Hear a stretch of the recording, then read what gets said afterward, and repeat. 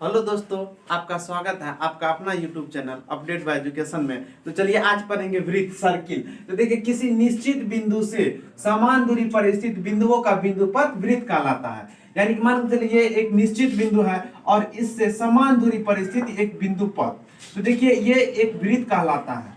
तो इसमें देखिए यह जो निश्चित बिंदु है इसको केंद्र कहा जाता है, इसको केंद्र कहा जाता है। इसका कुछ भी अल्फाबेट के अनुसार या नाम रख लेते हैं। चलिए अब आगे पढ़ेंगे। देखिए केंद्र तो पढ़ लिया, अगर आप लोग इसका डिफिनेशन लिखना चाहते हैं तो डिफिनेशन भी लिख लीजिए। परिभाषा, केंद्र निश्चित बिंदु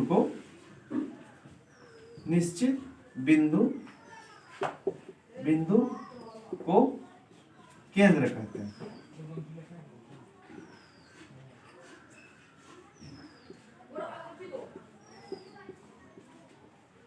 तो देखिए अब केंद्र जान लिए कि किसी भी निश्चित बिंदु को केंद्र कहते हैं। और ये देखिए ये बिंदु पथ जो है इसको, ये समान दूरी पर जो स्थित है इसको परिधि कहा जाता है।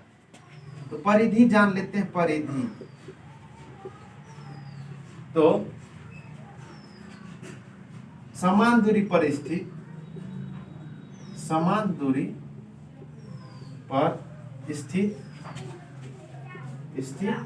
बिंदुपथ ही परिधि कहलाता है। बिंदुपथ परिधि कहलाता है, परिधि कहलाता है। देखिए इसमें परिधि यानी कि केंद्र से समान दूरी पर स्थित बिंदुपथ ही परिधि कहलाता है। और इसका फॉर्मूला होता है परिधि का 2πr या वृत्त की परिधि, इसको ऐसे लिख सकते हैं। देखिए या इसको लिख लेते हैं यहाँ पे, वृत्त की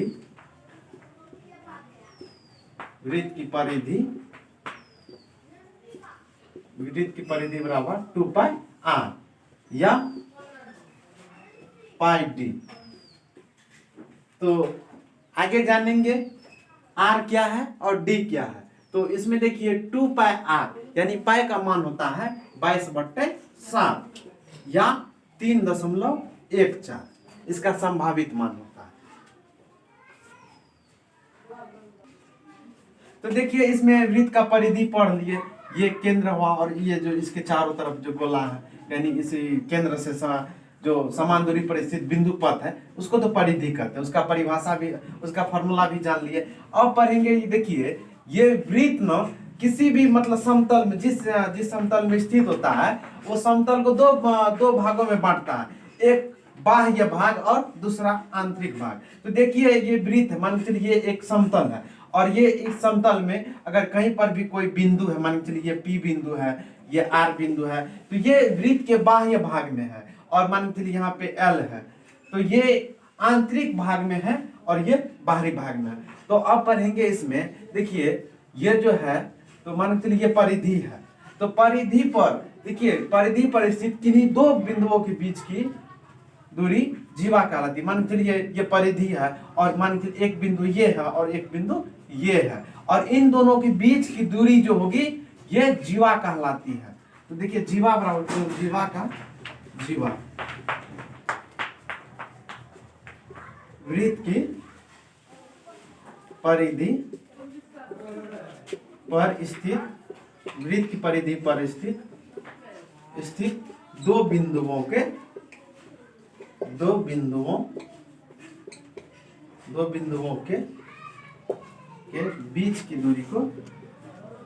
बीच की दूरी को जीवा कहते हैं, जीवा कहते हैं। तो देखिए वृत्त की परिधि पर स्थित दो बिंदुओं के बीच की दूरी को जीवा कहते हैं। तो आगे पढ़ेंगे अब चाप किसको कहते हैं।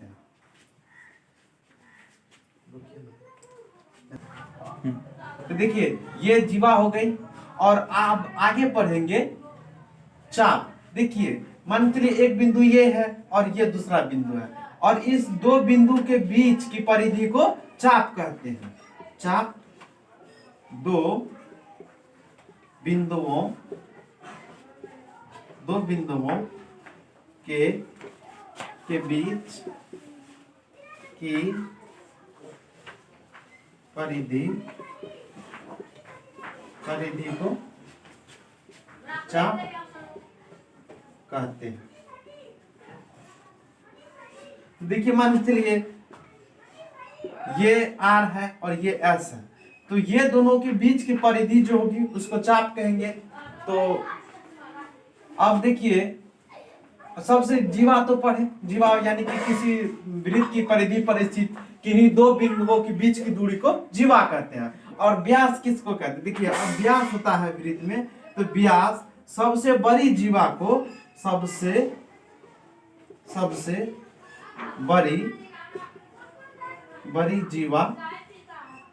सबसे बड़ी जीवा को व्यास कहते हैं। सबसे बड़ी जीवा को व्यास कहते हैं।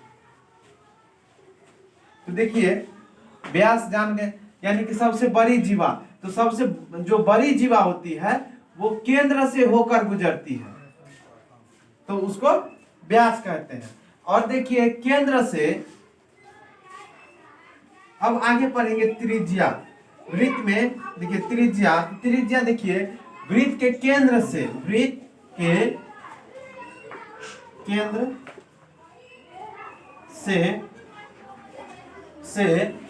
के केंद्र से परिधि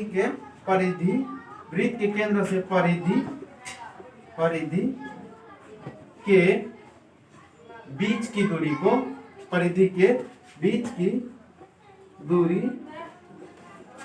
दूरी को त्रिज्या कहते हैं।